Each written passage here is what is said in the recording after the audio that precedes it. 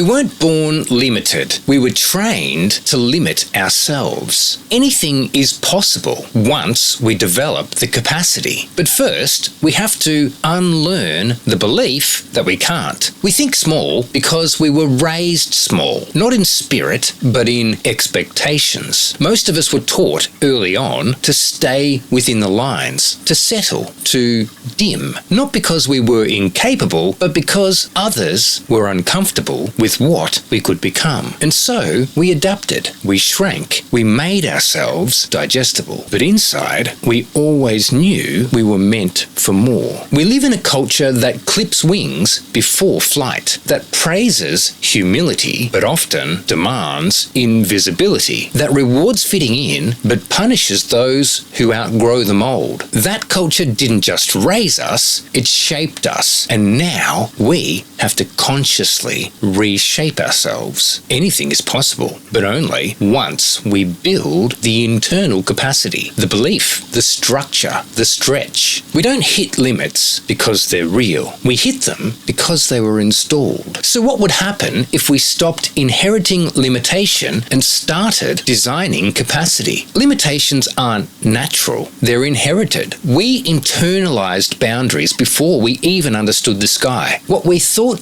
were truths were just someone else's fears passed down as rules. Culture reinforces smallness. We grew up in systems that rewarded obedience over creativity, sameness over uniqueness, and comfort over courage. It's easier to stay small, but it hurts. Playing small feels safe, but eventually it becomes painful because we're denying what we know is possible. Capacity is built, not given. Nobody's born ready. Capacity is earned through practice, through self-respect, through unlearning old limits and building the muscle of belief. If we were raised to shortchange ourselves, what would it look like to raise ourselves again, this time with possibility in mind? Drop a comment if you've ever outgrown the limits someone placed on you. Let's talk about how we build capacity and how we reclaim the possible.